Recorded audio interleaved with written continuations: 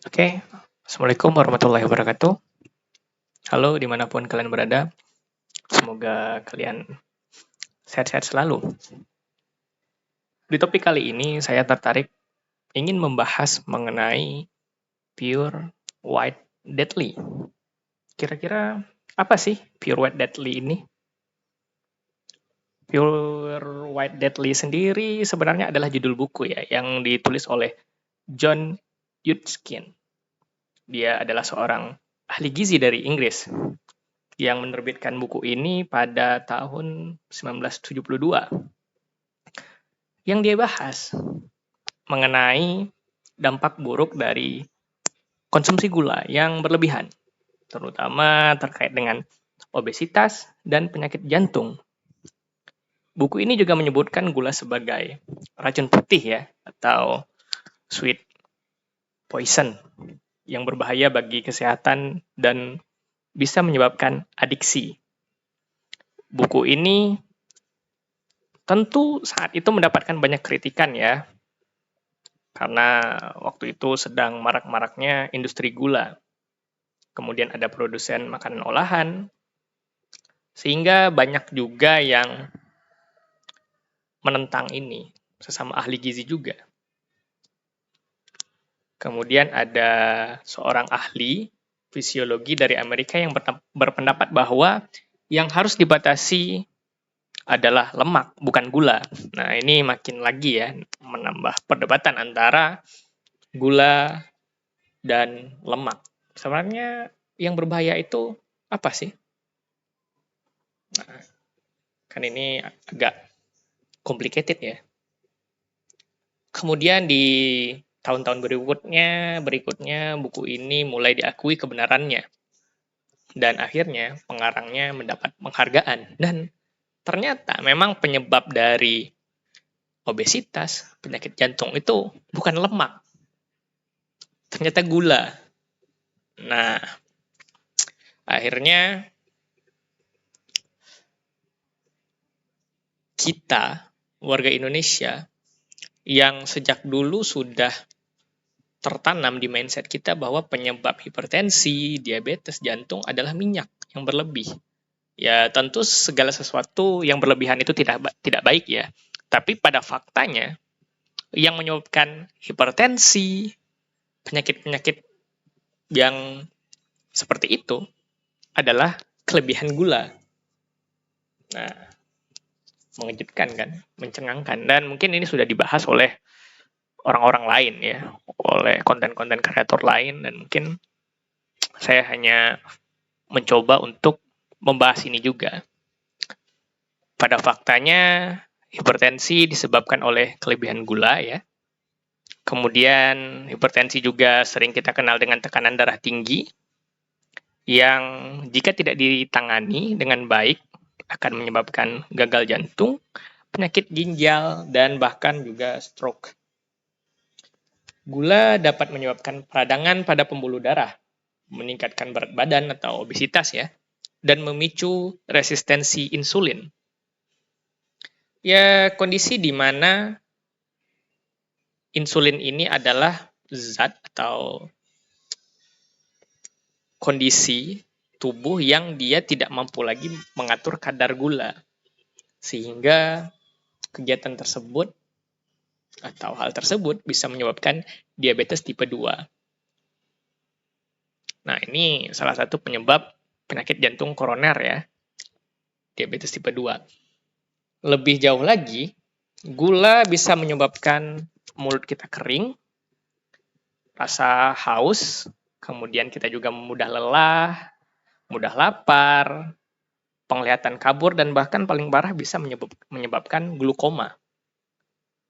Dan karena kita mengkonsumsi gula berlebihan, kulit kita itu, wajah ya pada khususnya, akan lebih banyak memproduksi minyak yang berlebih, yang berakibat pada perubahan warna kulit, dan karena hal tersebut, karena minyak yang berlebih tadi, kita aktivitas di luar, kemudian ada kotoran-kotoran, dan itu bisa menyumbat pori-pori yang ada di wajah kita, sehingga mengakibatkan munculnya bakteri yang bisa menyebabkan jerawat.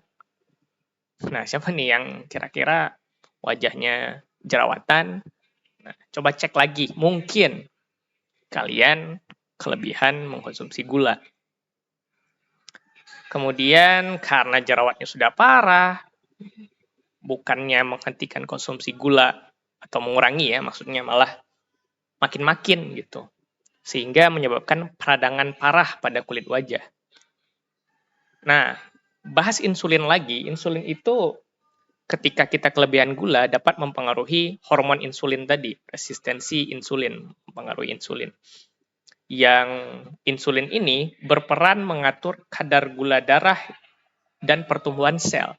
Ketika insulin tidak bekerja dengan baik, sel kulit dapat tumbuh lebih cepat dan menghasilkan banyak kolagen.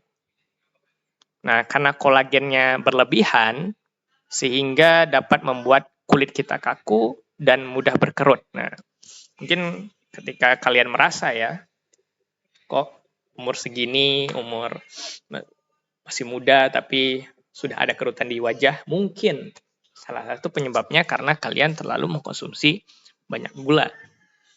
Oke, kita akan bahas lebih lanjut ya. Pada sejarahnya, dulu manusia saat masa berburu dan meramu, mereka tidak mengenal rasa manis dan gula tentunya. Rasa gula ini hanya didapat dari karbohidrat. Seiring perkembangan zaman sampai era bercocok tanam manusia, kita mulai mengetahui dan mengenal rasa manis. Gula ini, jangan salah ya, gula ini bukan hanya gula pasir atau gula merah dan sebagainya yang kita kenal. Gula ini juga terdapat pada karbohidrat. Ada juga pada nasi, roti, gandum, kentang, dan sebagainya. Gula yang sering kita jumpai yang sudah berbentuk kristal atau butir-butiran, itu biasanya gula yang sudah dibentuk menyerupai kristal sukrosa padat. Nah, di Indonesia pada khususnya, kita telah sering mengkonsumsi kadar gula yang berlebih. Tanpa kita sadari malahan.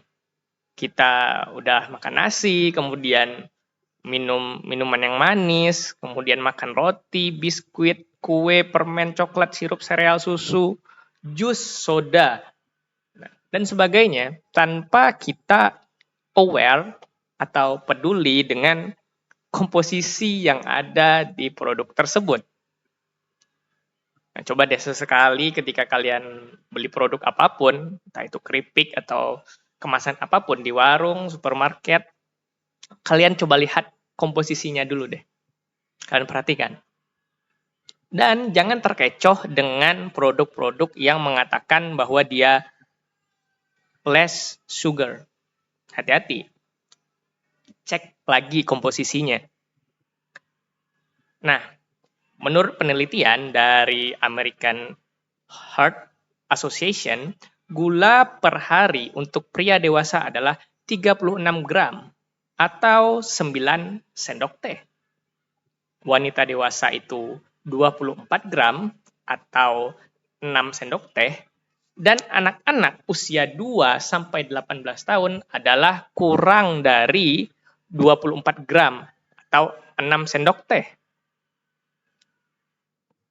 Nah, tapi ini tidak jadi patokan resmi ya kalau memang Anda pekerja berat atau seorang olahragawan. Tentu makanan yang ada di tubuh kalian itu kalau kalian konsumsi juga banyak dan pembakarannya juga banyak gitu karena aktivitas berat kalian itu membutuhkan banyak tenaga. Nah, yang jadi masalahnya ketika kita itu kerja hanya stay atau duduk-duduk saja di kantor misalkan atau mengerjakan sebuah proyek misalkan hanya duduk gitu atau bahkan jadi kaum rebahan, maka ya tentu dampak negatif dari gula yang menumpuk yang tidak terbakar tadi menyebabkan penyakit-penyakit yang di atas tadi menghampiri kita tanpa disadari.